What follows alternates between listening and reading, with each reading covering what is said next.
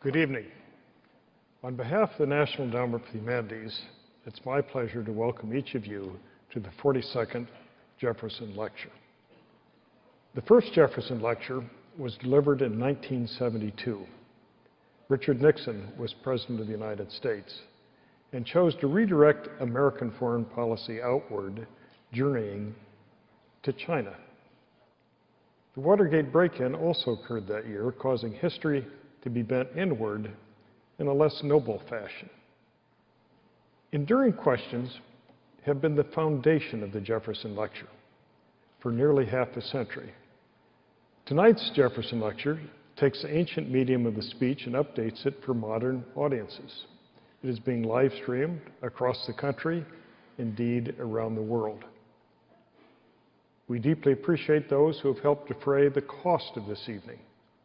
In particular, we want to thank American Express and HBO for their extraordinary generosity, and the John F. Kennedy Center for the Performing Arts for its special consideration of our needs. We're also greatly appreciative of the faithful support of the National Trust for the Humanities, the President's Committee on the Arts and the Humanities, and Paul L. Peck.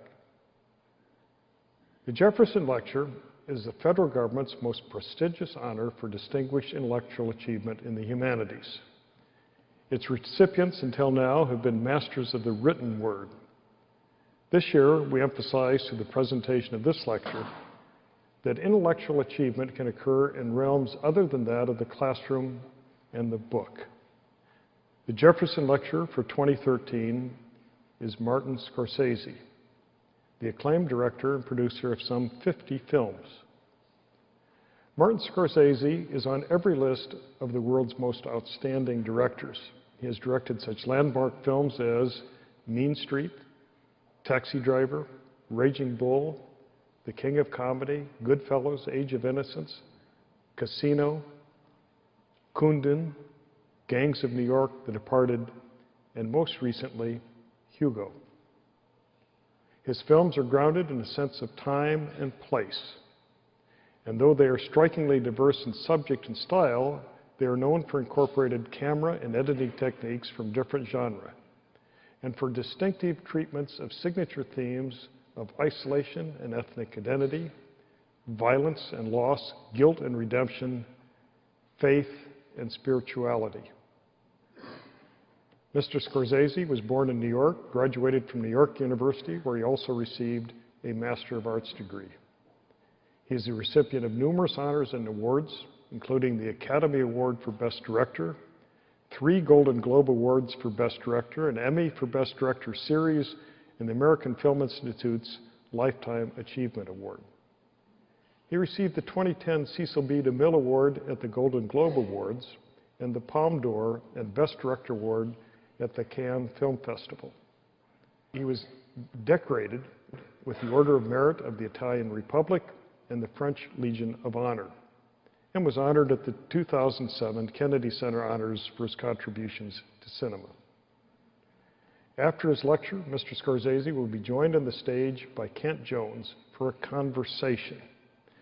Mr. Jones is a widely respected film programmer, writer, critic, and director who has worked with Martin Scorsese for many years, both in filmmaking and in film preservation and preservation. Mr. Jones serves as artistic director of the World Cinema Foundation, founded by Mr. Scorsese to preserve and distribute neglected films from around the globe. In 2012, he was awarded a Guggenheim Fellowship. Now, ladies and gentlemen, it's my honor to introduce Martin Scorsese for the 2013 Jefferson Lecture entitled Persistence of Vision, Reading the Language of Cinema. Thank you.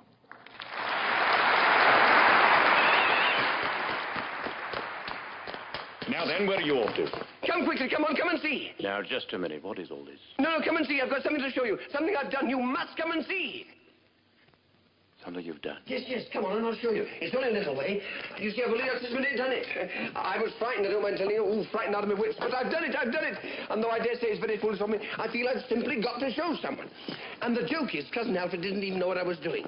He just stared and said, "Hello, Willie, what have you got there?" And now there he is, and you can see him, almost as if he were alive. Here we are now.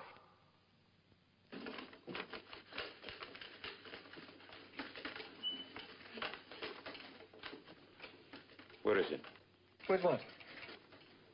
What you've done. Oh, just sit down there, you'll see.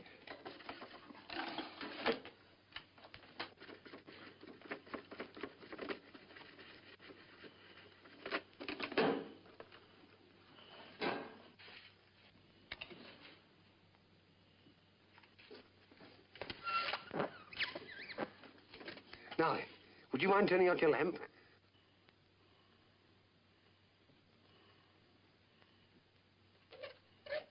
Good. Now, what's that white sheet?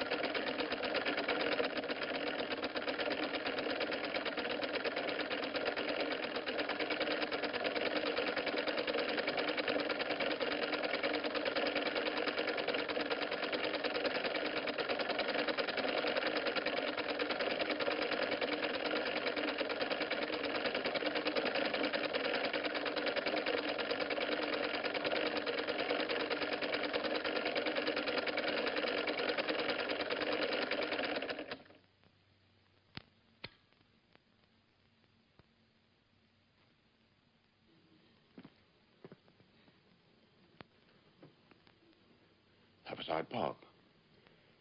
I recognized it.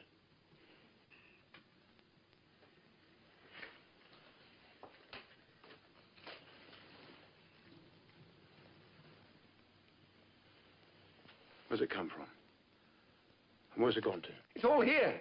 Here, look. That's where the Hyde Park you saw is. Like a magic lantern. But it moved. Yes, it moved, didn't it? Now, look. Look at this strip of celluloid film. It's taken me years to get to that. Years. That's the secret. Dozens of snapshots of Hyde Park. Only in one picture, the carriage is here, the next is here, the next is here, the next is here, and so on. Now, look at the mechanism. You see, the film, that's what it's called, comes from this spool over these rollers. That's the tension. You've got to have tension onto this second spool down here. Now, look in the middle. It's a bit like a magic lantern, but instead of one picture at a time, you see 8 or more pictures every second. And that's what you see on that sheet there. 8 pictures every second, and they all merge together into one moving, living picture. See? Of course, there's a bit more to it than that. I'm not saying it's perfect. Far from it. But it works. God be praised, it works, doesn't it? You can see that. You know, it's a quite extraordinary feeling. Something you've been wondering about and dreaming about for 15 years. And then, all of a sudden, it's there. It's in your hands. With a life of its own.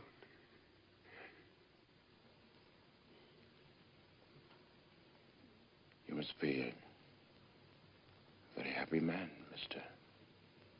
Freeze Green.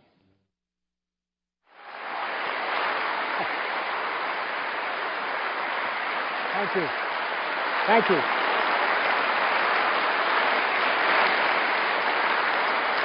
Thank you.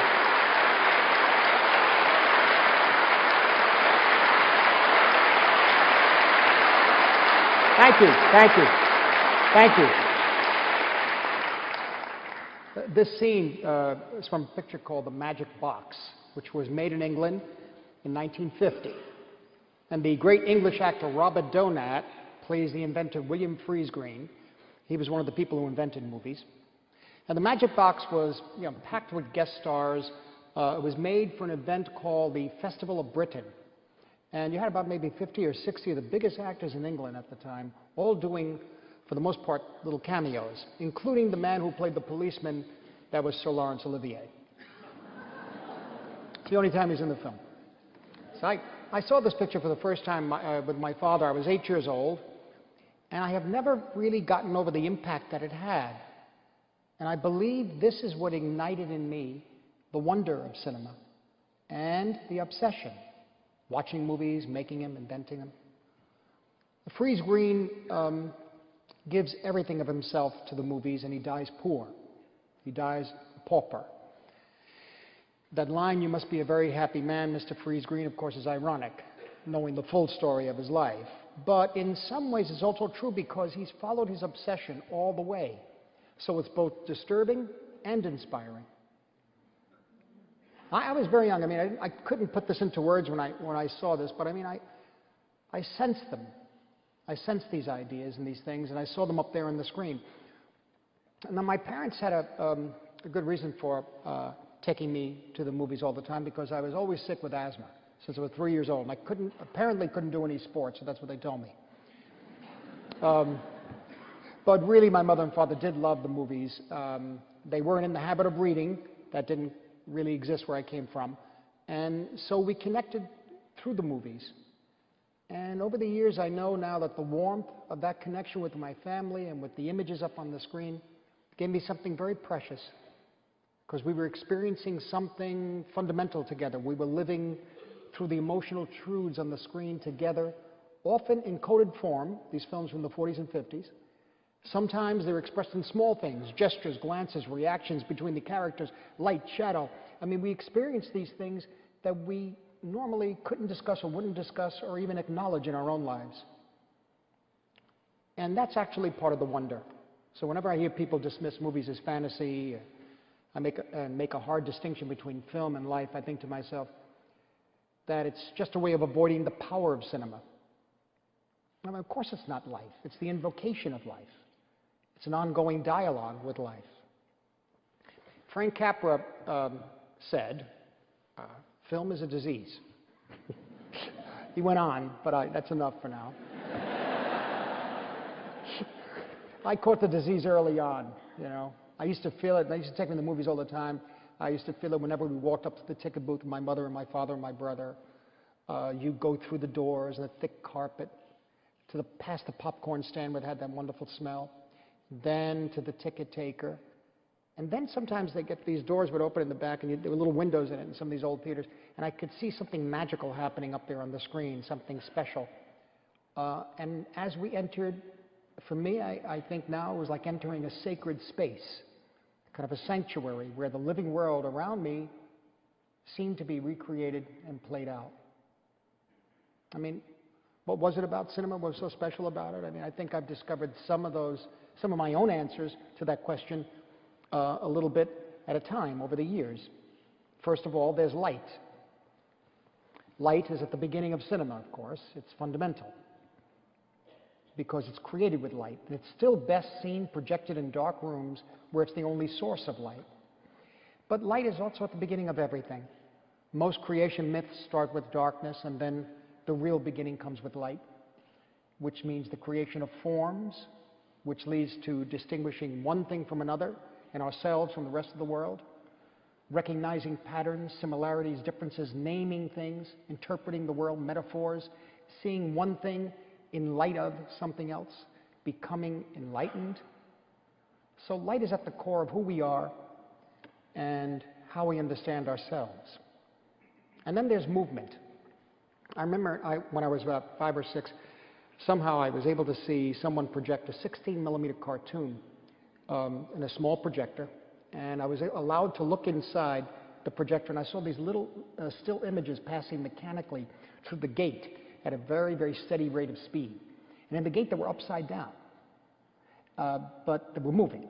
And on the screen, they came out right side up, moving. At least there was a sensation of movement. But it was really more than that. Something clicked then. right there. Pieces of time. That's how James Stewart, the great actor, defined movies in a conversation with Peter Bogdanovich.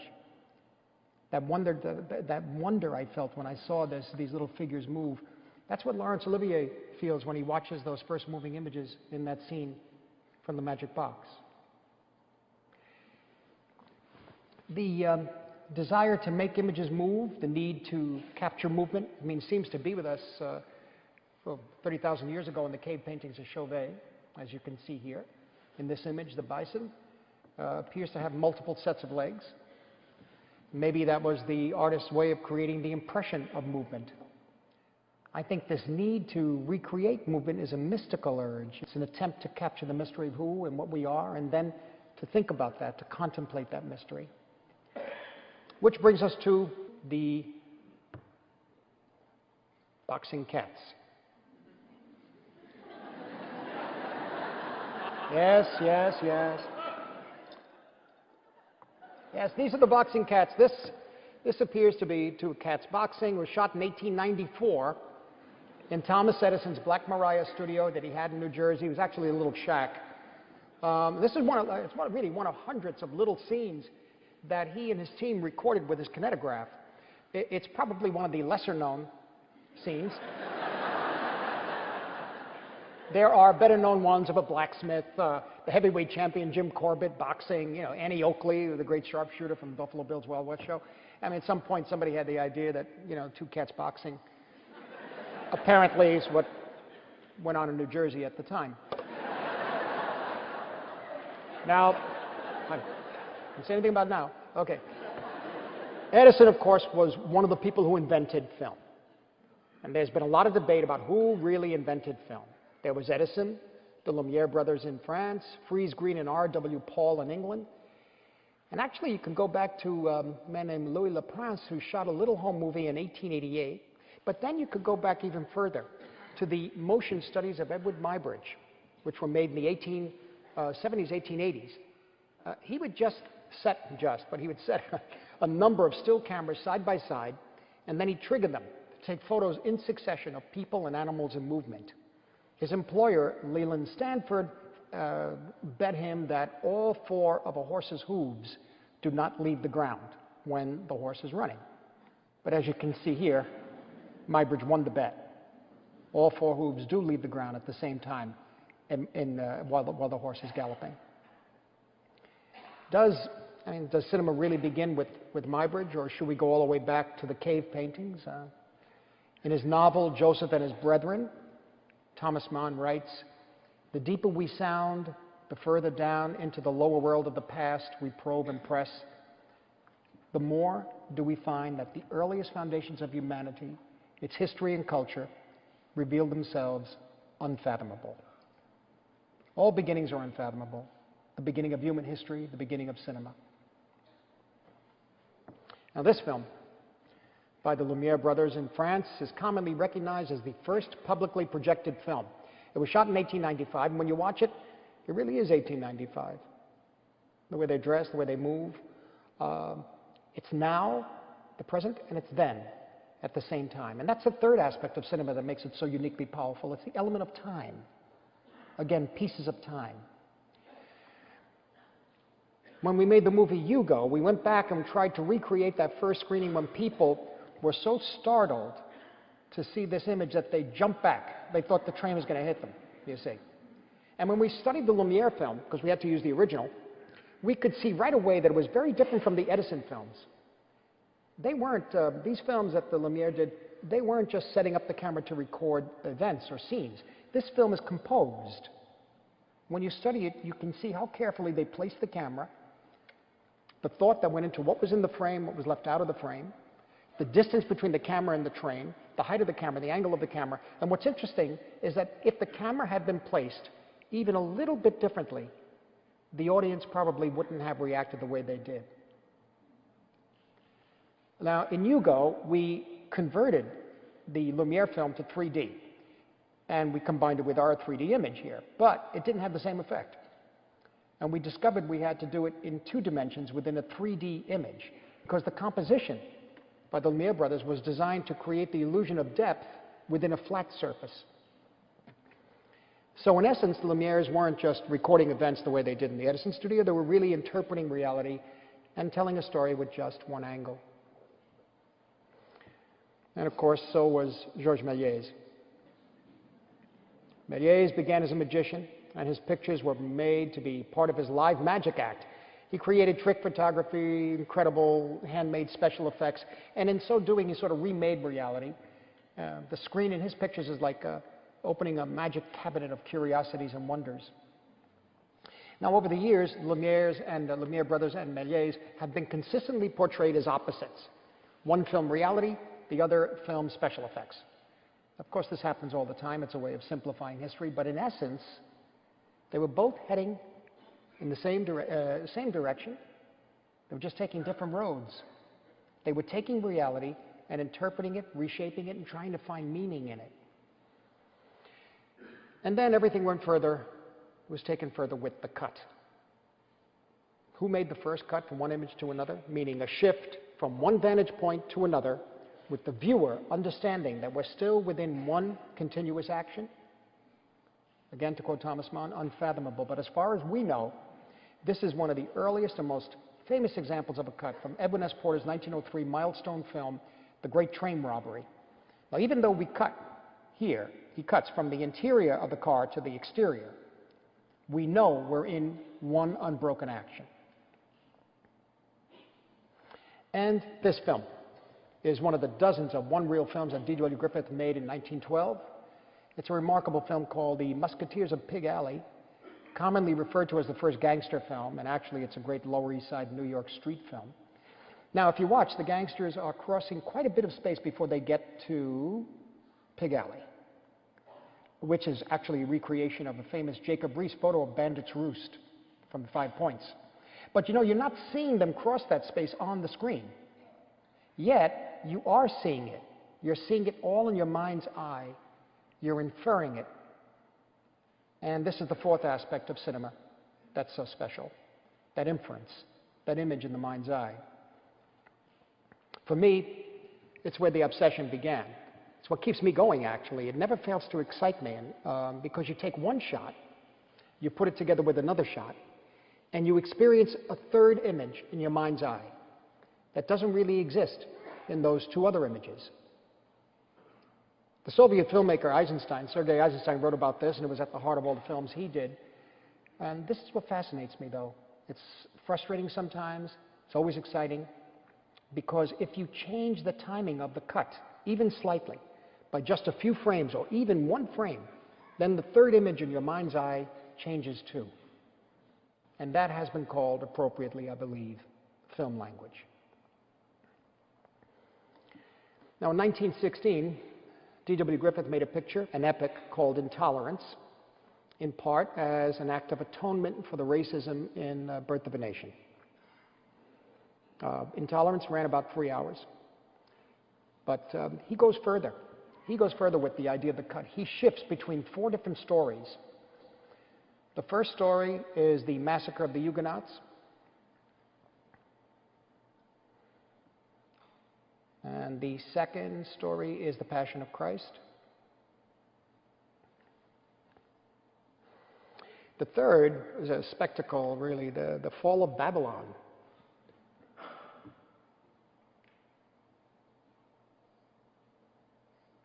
And a fourth story, which was a modern American story set in 1916, as you see here, the train. Now, at the end of the picture, what Griffith did is that he cut between the different climaxes of these different stories. He cross-cut through time, something that had never really been done before. He tied together images not for story purposes or narrative purposes, but to illustrate an idea, thesis. In this case, the thesis was that intolerance has existed throughout the ages, and it's always destructive. Now, Eisenstein later wrote about this kind of editing and gave it a name. He called it intellectual montage. For the writers and commentators who were very, very suspicious of movies because, after all, it did start as a Nickelodeon storefront attraction, this was the element that signified film as an art form. But of course, it already was an art form. That started with Lumiere and Méliès and Porter. This was just another logical step in the development of the language of cinema. Now, that language has taken us in many directions. For instance, here, into the pure abstraction of the extraordinary avant-garde filmmaker Stan Brakhage. Or here, this is a commercial very well done by the visual artist and filmmaker Mike Mills, made for an audience that's seen thousands of commercials. The images come at you so fast that you have to make the connections after the fact. But film language has also taken us here.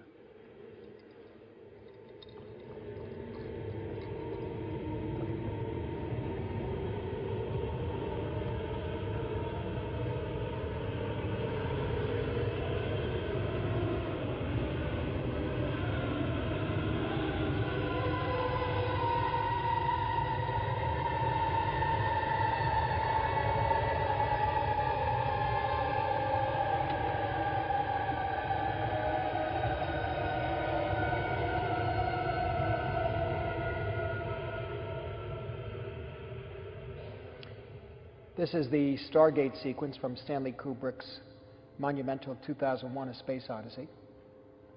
Narrative, abstraction, speed, movement, stillness, life, death, they're all up there.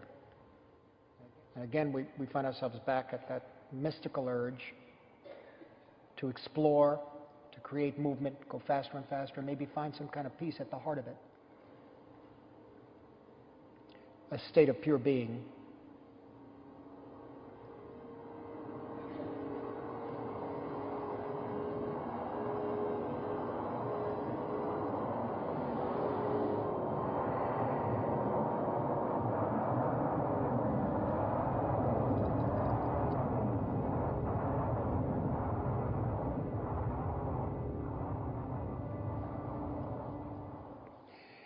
But the cinema we're talking about here, Edison, the Lumiere brothers, Méliès, Porter, all the way through Griffith, and all the way through Kubrick, that's really almost gone.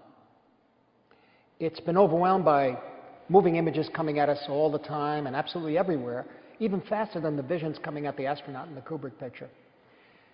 I mean, classical cinema, as it's come to be called, kind of feels now like grand opera of Verdi or Puccini. That period. And we're no longer talking about celluloid. That really is a thing of the past. For many film lovers, this is a great sadness and a sense of loss. I certainly feel it myself. I grew up with celluloid with its particular beauty and its idiosyncrasies. But you know, cinema has always been tied to technological development. And if we spend too much time lamenting what's gone, then we're going to miss the excitement of what's happening now. I mean, everything's wide open. To some, this is a cause for concern. But I think it's an exciting time precisely because we don't know what tomorrow will bring, let alone next week. And we have no choice but to treat all these moving images coming at us as a language. We need to be able to understand what we're seeing and find the tools to sort it all out. We certainly agree now that verbal literacy is necessary. But a couple of thousand years ago, Socrates actually disagreed. His argument was almost identical to the arguments of people today who object to the internet, who think that it's a sorry replacement maybe for real research in a library. In the dialogue with Phaedrus, written by Plato, Socrates worries that writing and reading will actually lead to the student not truly knowing it. That once people stop memorizing and start writing and reading, they're in danger of cultivating the mere appearance of wisdom rather than the real thing. Now, we take it for granted. Reading and writing are taught in schools. But the same kinds of questions are coming up around moving images. Are they harming us? Are they causing us to abandon written language? Now, we're face to face with images all the time in a way that we never have been before, and that's why I believe we need to stress visual literacy in the schools. Young people need to understand that not all images are there to be consumed, like, you know, fast food and then forgotten. We need to educate them to understand the difference between moving images that engage their humanity and their intelligence and moving images that are just, you know, selling them something. In fact, as Steve Apkin, the film producer and founder of the Jacob Burns Film Center in Pleasantville, New York, points out in his new book, The Age of the Image, he says the distinction between verbal and visual literacy needs to be done away with, along with the tired old arguments about the word and the image, and which is more important? They're both important. They're both fundamental. Both take us back to the core of who we are. I mean, when you look at ancient writing, words and images are almost indistinguishable. In fact, words are images. They're symbols. Written Chinese and Japanese still seem like pictographic languages. And at a certain point, exactly when is unfathomable, but words and images diverged, like two rivers or two different paths to understanding. But in the end, there really is only literacy. At the Film Foundation, which I founded in 1990, we actually developed a curriculum called The Story of Movies, which we make available for free to any teacher who wants it. So far, 100,000 educators have used it in their classrooms. We've created 3 study units around certain titles, one of which is a 1951 film called The Day the Earth Stood Still, which, as you can see, was shot not too far from here. Now, why this picture? Because it's beautifully made in black and white, because it's Hollywood at its best during the era that I think really deserves the name of the Golden Age, because it's one of the really great science fiction pictures of the 50s. And there's another reason. The American film critic Manny Farber said that every movie transmits the DNA of its time. The Day the Earth Stood Still was made right in the middle of the Cold War, and it has the tension, the paranoia, the fear of nuclear disaster, the fear of the end of life on planet Earth, and a million other elements more difficult to put into words. These elements have to do with the play of light and shadow, the emotional, psychological interplay between the characters, the atmosphere of the time woven into the action, the choices that were made behind the camera and that resulted in the immediate film experience for viewers like myself and my parents. These are the aspects of a film that reveal themselves in passing. The things that bring the movie to life for the viewer, but they just go by, you see. And the experience becomes even richer, however, when you explore these elements much more closely.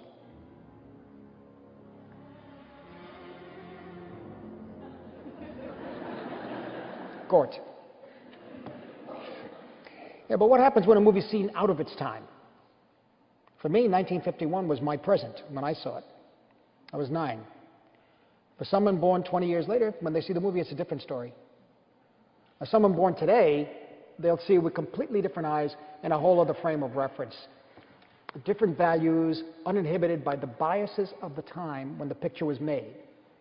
Because you can only see the world through your own time, which means that some values disappear and some values come into closer focus. Same film, same images, but in the case of a great film, the power, a timeless power that really can't be articulated, that power is there even when the context has completely changed. But in order to experience something and find new values in it, it's got to be there in the first place. You have to preserve it, all of it. Certainly archaeologists have made many discoveries by studying, what we throw away, the refuse of earlier civilizations, the things that we consider expendable.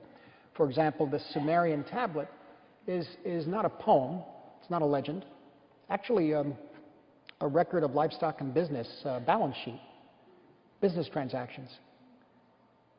Miraculously, it's been preserved for centuries, first under layers of earth and now in a climate-controlled environment. And when we still find objects like this, we immediately take great care with them. And we certainly do have to do the same thing with film. But film isn't made of stone. Until recently, it was all made of celluloid, as I said before, thin strips of nitrocellulose, the first plastic compound. And through the late 1940s, before nitrate film was replaced by safety film, nitrate film caught fire. It blew up. It could turn to powder and explode. In the 1950 was replaced with safety stock. With a few exceptions, preservation wasn't even discussed at that time. It was something that happened by accident. Some of the most celebrated movies were the victims of their own popularity. Every time they were re-released, they were often printed from the original negatives. And in the process, they were run into the ground, the negatives. Because film is so fragile, it didn't really sink in at the time. It wasn't so long ago that nitrate films were melted down just to get the silver content back. In the 70s and 80s, prints of films made in the 70s and 80s were recycled to make guitar picks and plastic heels for shoes.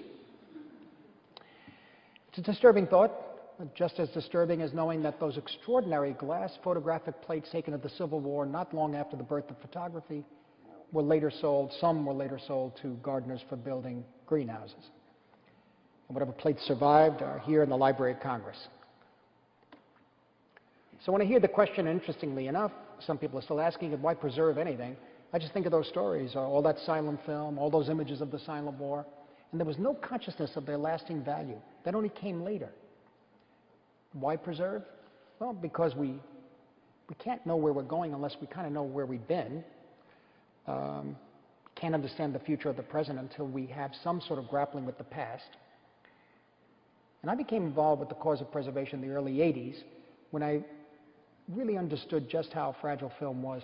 And since the early 90s, around the time we formed the Film Foundation, which was actually an idea by Bob Rosen, to put all of us together, myself and a number of other directors, Spielberg and Lucas and Coppola and Robert Redford, Sidney Pollack. The Film Foundation, this was formed to bring the studios together with the archives. That was a difficult relationship at the time. And I think there actually, since that time, has been a shift in consciousness and much more awareness of the need for preservation, which is ongoing, by the way, because it isn't something that you do once. You know, you have to keep going back, constantly moving the films from one format to another to make sure they survive, because it's an endless process.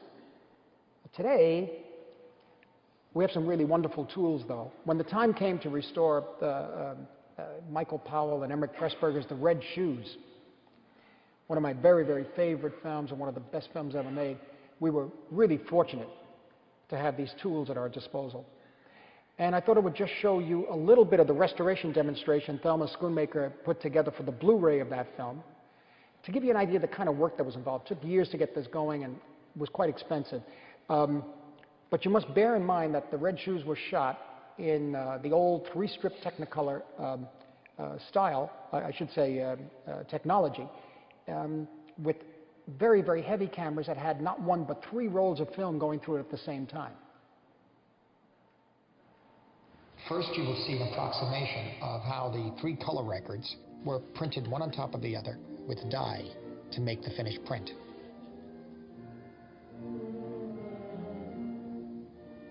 Our breath was taken away by the richness of the color that was still there even 61 years later. However, you will see some of the damage that had to be corrected, such as mold damage. Now you are seeing only one of the 3 black and white records, the blue record, to show the damage caused by the mold on the negative, which was eating away at the film's emulsion. The cracks created by the mold had to be erased digitally. Robert Gitt supervised the restoration team. Over 500,000 frames of film had to be evaluated for damage caused by mold, dirt, and shrinkage. Now here are all the color records recombined before restoration and after. It's before, after. Warner Brothers Motion Picture Imaging digitally scanned each of the 3 original negatives at 4K resolution, which matches the image quality of the film. Next, you'll see how the different levels of shrinkage in the 3 strips of film caused misregistration and blurring of the image. Luckily, this could also be corrected digitally. Mr. Professor, now please don't get up, Mr. Lamont. Well, none of that could have been possible without this digital technology. That's for certain. But I do have to say, of course, that we are too late. Over 90% of all silent films ever made are gone, lost forever. I mean, every time a silent picture by some miracle turns up, like John Ford's film he made in 1927 called Upstream, which was recently discovered by the National Film Preservation Foundation in an archive in New Zealand. I mean, every time one of those shows up, we have to remember that there are probably hundreds, maybe thousands that are gone forever. So we have to really take good care of what's left. Everything, from the acknowledged masterworks of cinema to industrial films, home movies, anthropological films, anything that reminds us, that could tell us who we are ultimately. And here's one example of why we have to look beyond the officially honored, recognized, and enshrined, and why we have to preserve everything systematically.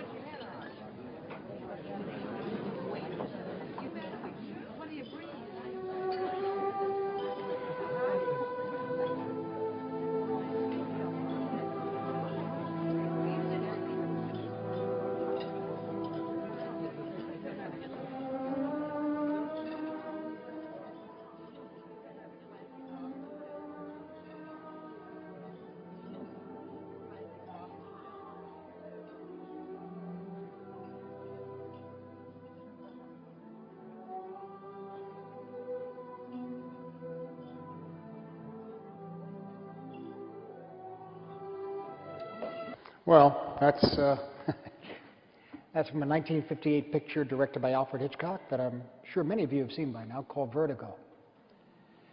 When this film came out, some people liked it, some didn't, and then it just went away. It just ran its course through the theaters, the different chains. And even before it came out, you know, it was classified as another picture from the master of suspense, and that was it. End of story. Because almost every year at that time, it was amazing, because almost every year there was a new Hitchcock picture. It was almost like a franchise. But that was the 50s. It's quite an amazing amount of work. But at a certain point, there was a reevaluation of Hitchcock, thanks to the critics in France, who later became the directors of the French New Wave, and to the American film critic Andrew Sarris, because they all enhanced our vision of cinema and helped us to understand the idea of authorship behind the camera. And when the idea of film language started to be taken seriously, so did Hitchcock, because his films seemed to have an innate sense of visual storytelling. And the more closely you looked at his pictures, the richer and more emotionally complex they became.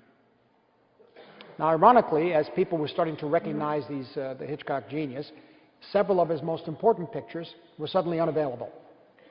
This was in 1973, and Vertigo was one of them. The other was, there were a number, Rear Window, Rope, a number of films. And at the time, no one really understood what had happened. We couldn't see these films anymore, even on television. But in fact, Hitchcock himself pulled the films from distribution, apparently so that he could get his estate in order.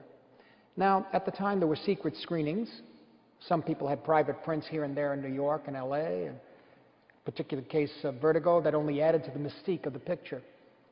And when it came back into circulation in 1984, along with the other films that had been held back, it needed work, but the new prints that they made weren't made from the original negative, and the color was completely wrong. The color scheme of Vertigo was extremely unusual, and this was a major disappointment. In the meantime, the original negatives, the elements, needed serious attention. 10 years later, Bob Harris and Jim Katz did a full-scale restoration for Universal. It was very expensive.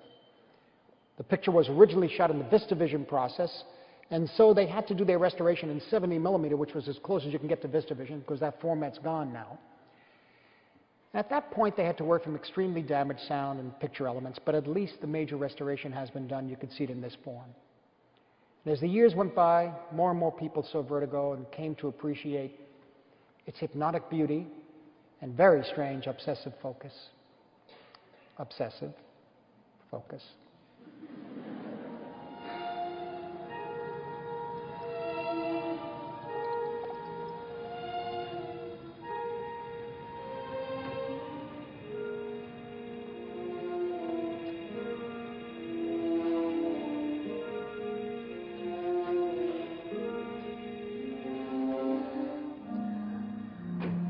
Is hired to follow a woman. And the woman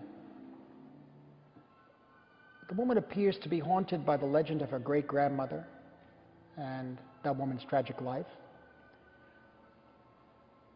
She goes into trances, absences that put her in danger. She sees a vision of her own death at an old mission in Northern California that is a bell tower. He brings her there to cure her. She climbs the tower. He tries to go after her, but he can't because he suffers from vertigo, and he just watches helplessly as she jumps to her death. Now that's just the first half of the film. And that's only the plot. But as in the case of many great films, maybe all of them, we don't keep going back to the plot. Vertigo is a matter of mood as much as a matter of storytelling. The special mood of San Francisco where the past is eerily alive and around you at all times. The mist in the air from the Pacific that refracts the light. The unease of the hero played by James Stewart in the lead. Bernard Herrmann's haunting score. And as the film critic B. Kite wrote, you haven't really seen Vertigo until you've seen it again. So for those of you who haven't seen it even once, when you do, you'll know what I mean.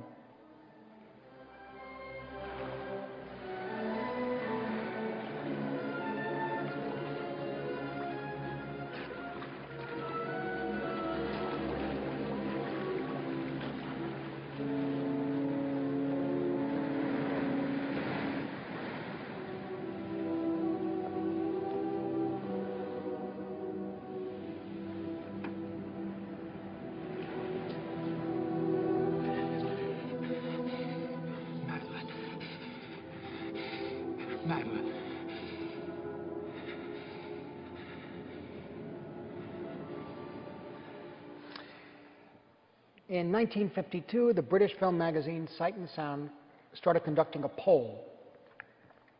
They do it every 10 years now. They asked film people from around the world, and directors, writers, producers, critics, to list what they thought were the 10 greatest films of all time. And then they tallied the results and they published them. In 1952, number one became Vittorio De Sica's great neorealist picture, Bicycle Thieves. 10 years later, in '62, Orson Welles' Citizen Kane was at the top of the list, number one. It stayed there for the next 40 years.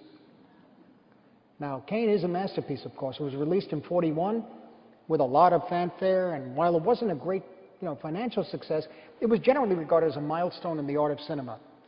Rediscovered in the '50s by my generation, on television, actually, and considered one of the greatest films ever made. It still is. It's also regarded as an essentially American film about drive, ambition, failure, and again, like Vertigo, time. Now, as I said, Citizen Kane was number one for 40 years, until last year, 2012, when it was displaced by a movie that sort of just came and went in 1958, and that came very, very close to being lost to us forever, and that's Vertigo. And by the way, so does Citizen Kane, because the original negative was burned in a fire in the mid-'70s in LA.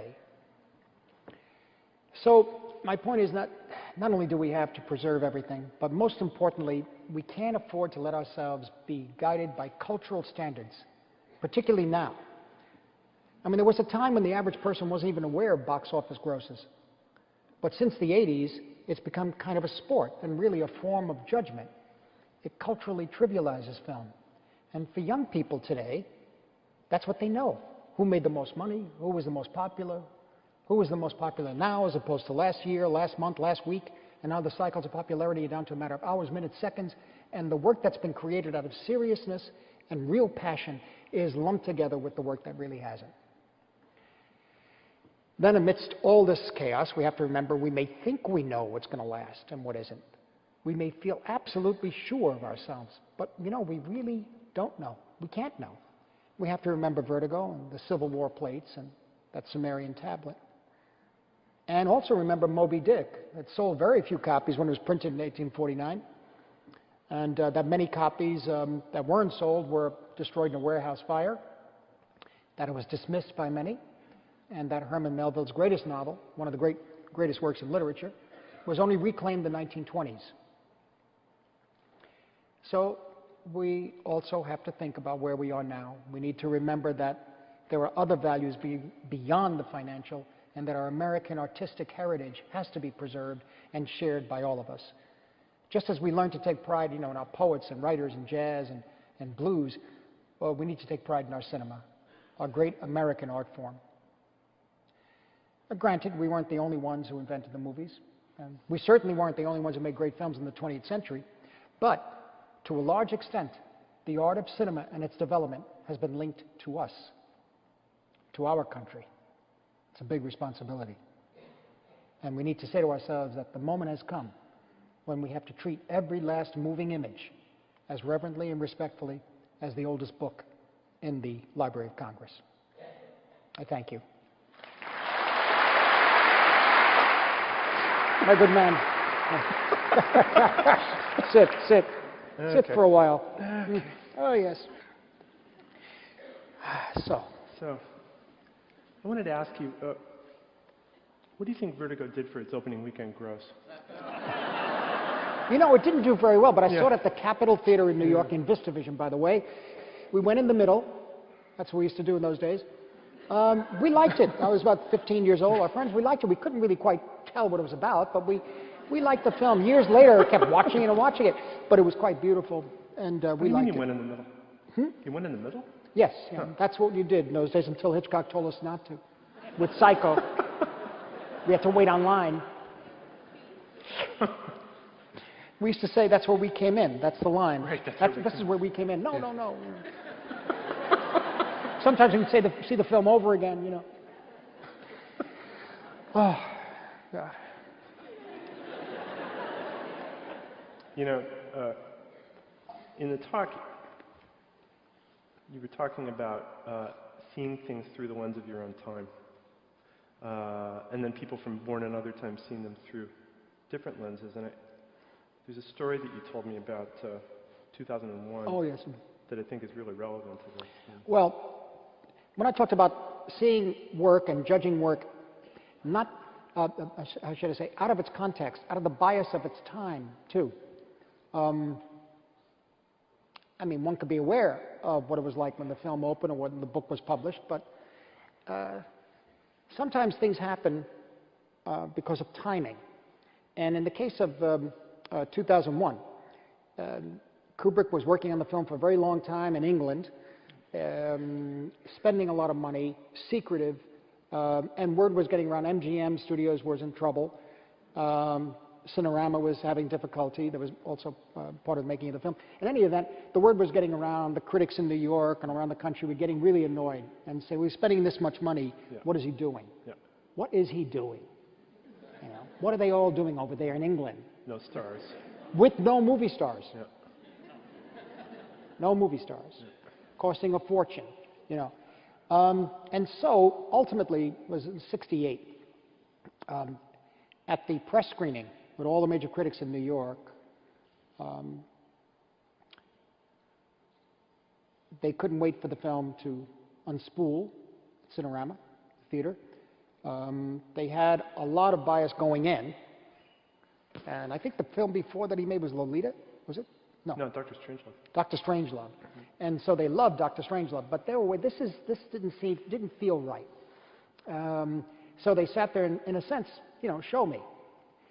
Also, you have to remember that in those days too, and still even now, with film reviewers and critics, they see a lot of things. You see 2 films a day, maybe one very, very a minor film, and then something major comes down, and people get tired, and they're sitting there and they're waiting, and this thing comes up. And the first image is the Thus Spake Zarathustra, the moon aligned, And there were titters of laughter in the audience because a film called Ice Station Zebra had just opened.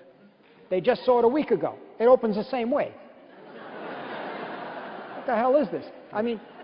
Then they're sitting there going, look at this, it's Ice Station Zebra, Ice Station Zebra, Ice Station Zebra. Yeah. So they're all again, then The Dawn of Man, apes. It's supposed to be a space film. And they started laughing because there was another film that had just opened called Planet of the Apes.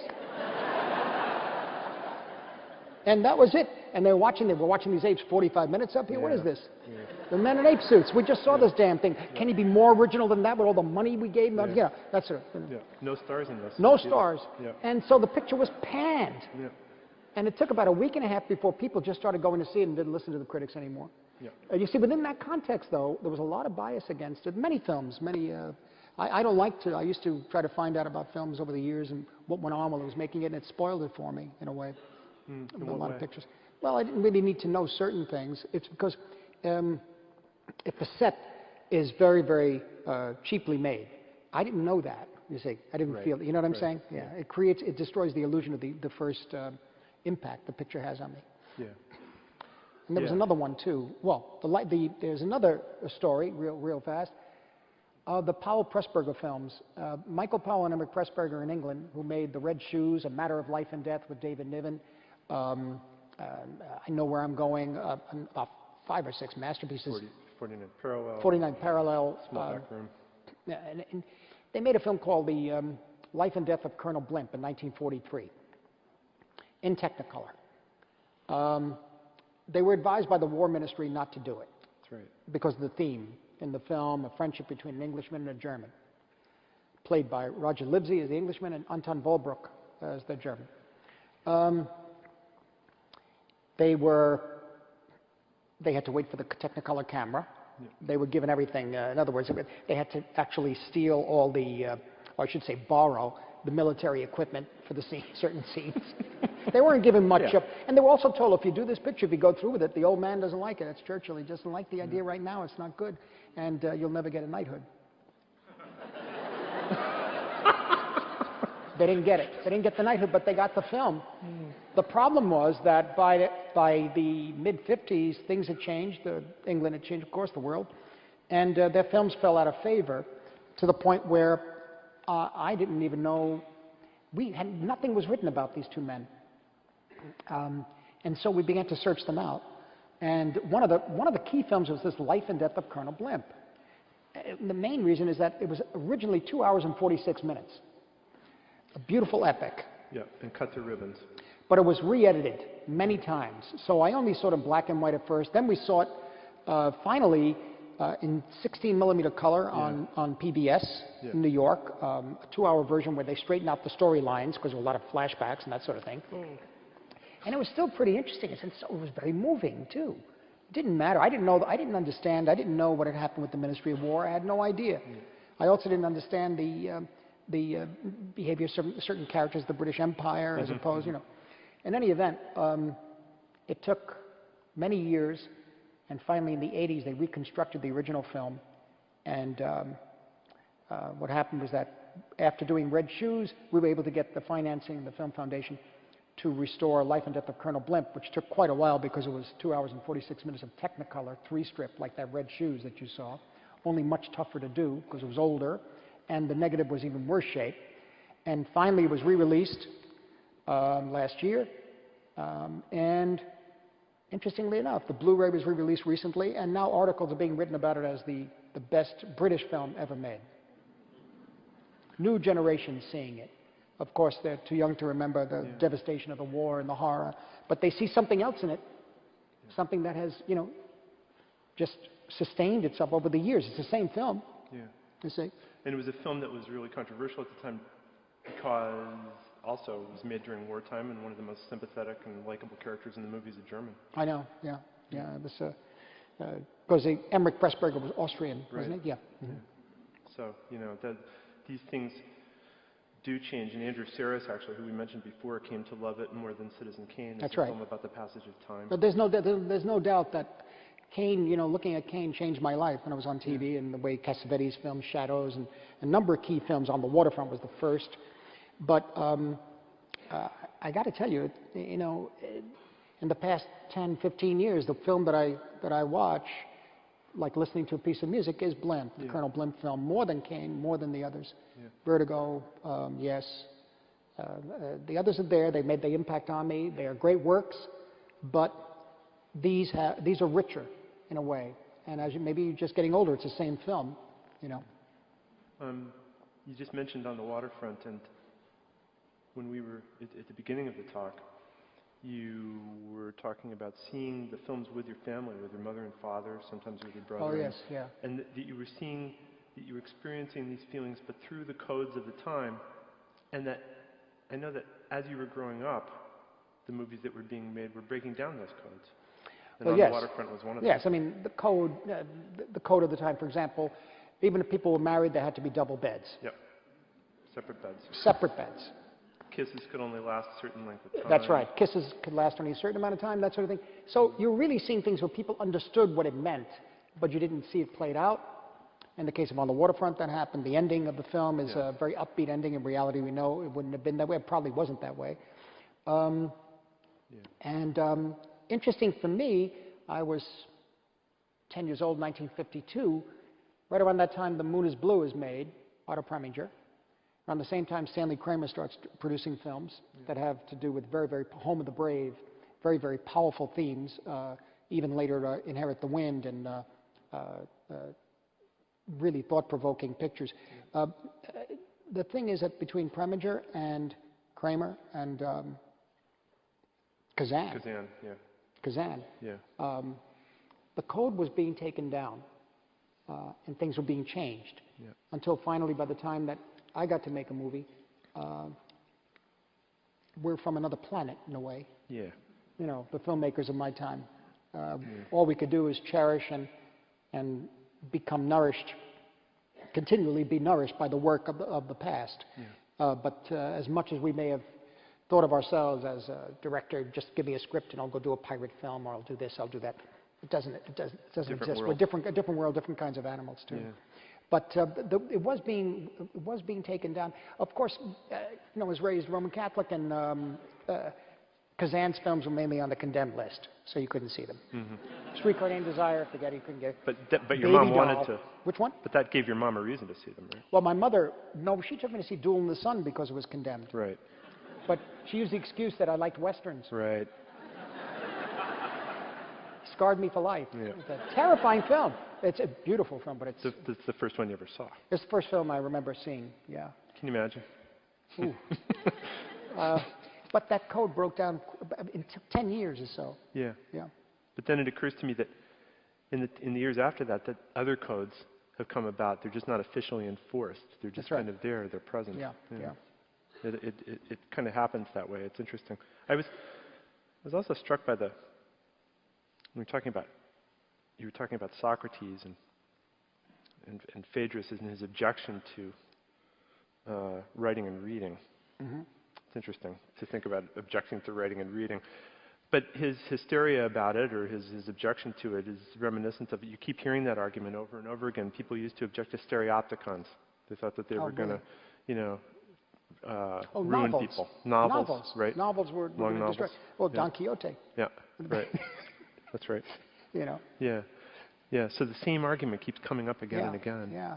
I mean, yes, one has to be focused, one has to understand what the values are. Yeah. But, how you guide yourself through this morass of, a barrage of information now.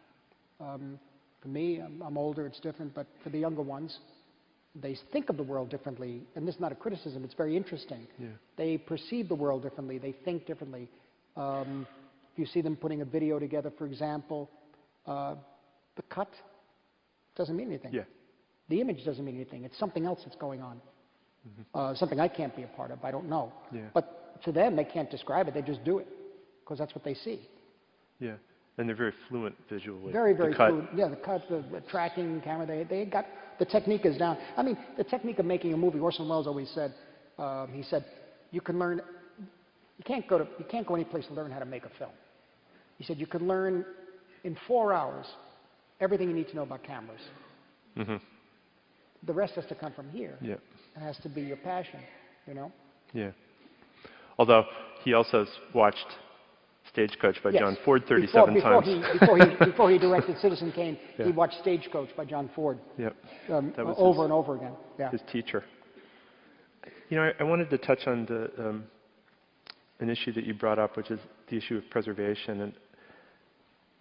as you said, you know, it's an ongoing process. I think that there is a lingering consciousness that people have that film is going to kind of take care of itself. It's going to kind of preserve itself. Oh, yes. Yeah. And a lot of that has to do with the, when, as I said, Bob Rosen pulled us together and said, listen, let's put all your focus here. And I would go to the heads of the studios and talk to them and try to explain why they needed to take care of their library. And this was right around the time, I think VHS was around at the time, of course, in 1990. But in the 80s, the early 80s, they really, you have to understand that there was when there was no video and no subsidiary market that way except for television, what were they going to do with these prints? Throw them away, you know? But the problem has been that it was like Bob Daly over at Warner Brothers when he looked at me and says, what's going to stop us 20 years from now having the same conversation? I said, putting a program in order, you know, putting a steady program. Things change. People, you know, finish their jobs at the studios. New people come in. They're young. They have a different frame of reference and a different way of thinking about what the value of this great art form is. And so they don't really think about that in many cases. Because they're really too young to know. I think they're too young to realize. And they have to keep a job. They have to make a job. It's very hard to make hit pictures to keep a studio going. And at the same time worry about some obscure film that was made in 1953. Right. That's not going to bring in much in the way of revenue. It's not going to bring any money into the... and of course the corporations that own these things, the studios. So it's very, very difficult.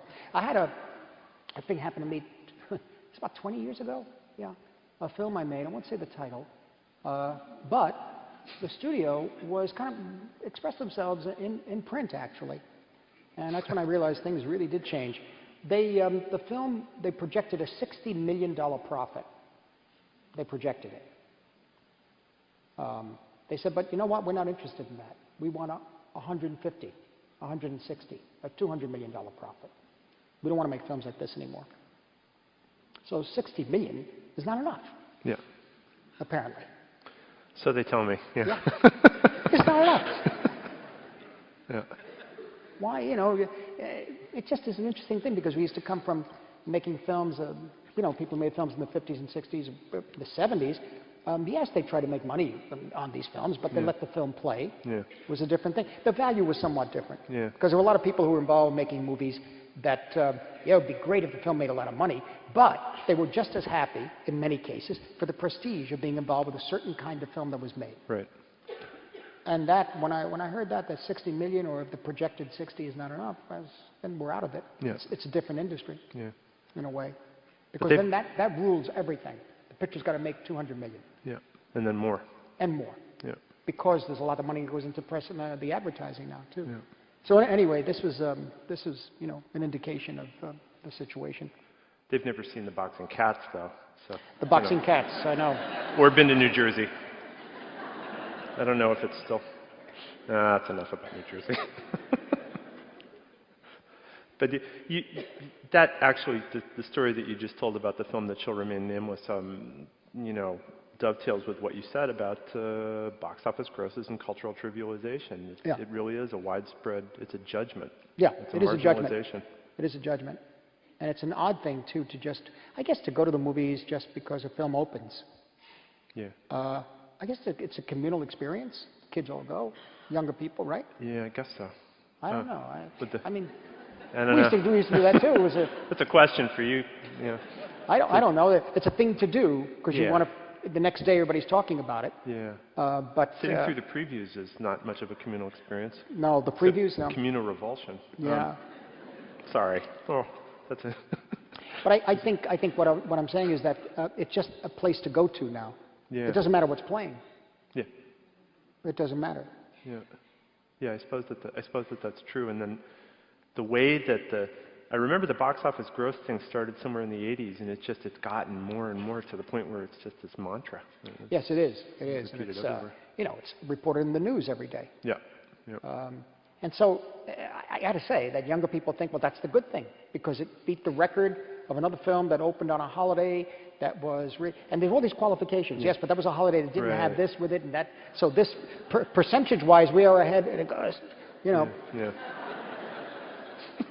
What are they? Well, it's a very disturbing thing, and I, you know, quite honestly, of course, the cinema has become something different from the films I was showing you here now. It is different. Doesn't mean it's bad. It's just that it's different, and it's.